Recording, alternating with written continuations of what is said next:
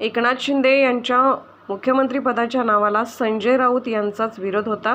मात्र आता ते अजितदादा, सुनील तटकरे आणि दिलीप वळसे पाटील यांचे नाव पुढे करून धांदात खोटे बोलत आहेत, असा थेट हल्लाबोल राष्ट्रवादी काँग्रेसचे मुख्य प्रवक्ते उमेश पाटील यांनी केला आहे. संजय राऊत यांनी अजितदादा पवार, प्रदेशाध्यक्ष खासदार सुनील तटकरे आणि दिलीप वळसे पाटील यांची नावे घेतल्यानंतर राष्ट्रवादी काँग्रेसने सडेतोड प्रत्युत्तर दिले आहे.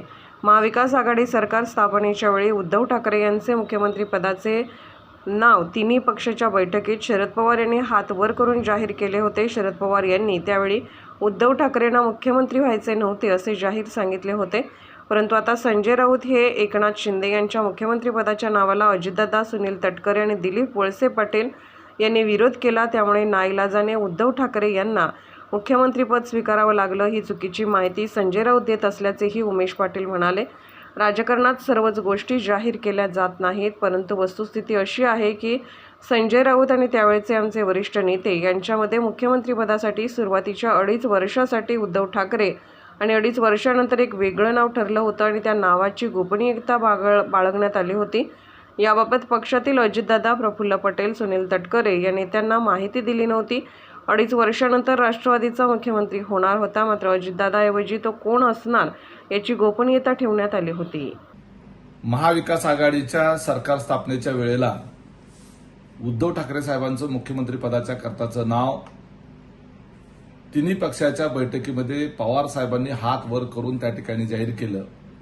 त्यावेळेला असं सांगितलं पवार साहेबांच्या वतीनं की उद्धव ठाकरेंचा स्वतः मुख्यमंत्री पदाला विरोध होता किंवा स्वतःकडे मुख्यमंत्रीपद घ्यायला विरोध होता. आता संजय राऊत असं सांगतायत की एकनाथ शिंदे यांच्या मुख्यमंत्री पदाच्या नावाच्या करता सुनीलजी तटकरे साहेब, दिलीपराव वळसे पाटील साहेब, अजितदादा यांचा विरोध होता, म्हणून एका अर्थानं नाईलाजानं उद्धव साहेब ठाकरे यांना मुख्यमंत्रीपद स्वीकारावं लागलं. हे धातांत खोटी माहिती देत आहेत. वास्तविक त्यावेळेची माहिती आणि त्या सगळ्या परिस्थितीचा आम्ही सगळेजण त्यावेळेला साक्षीदार आहोत.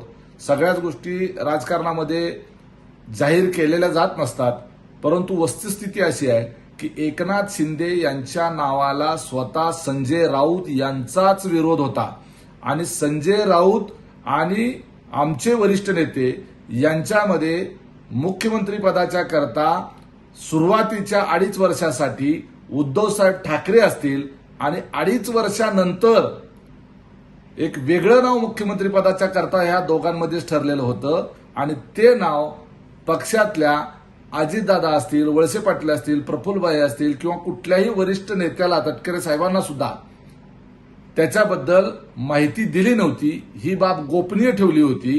2.5 वर्षानंतर राष्ट्रवादीचा मुख्यमंत्री, परंतु अजित पवारांच्या व्यतिरिक्त जे कोणी आमच्या वरिष्ठांच्या डोक्यात ज्यांचं नाव होतं ते फक्त संजय राऊत आणि उद्धवजी ठाकरे आणि आमचे वरिष्ठ नेते यांच्यामध्येच ठरलेलं होतं. याच्या बाबतीमध्ये संजय राऊतांना सर्व काही माहिती आहे. हवं तर पुन्हा एकदा त्यांनी याचा खुलासा करावा.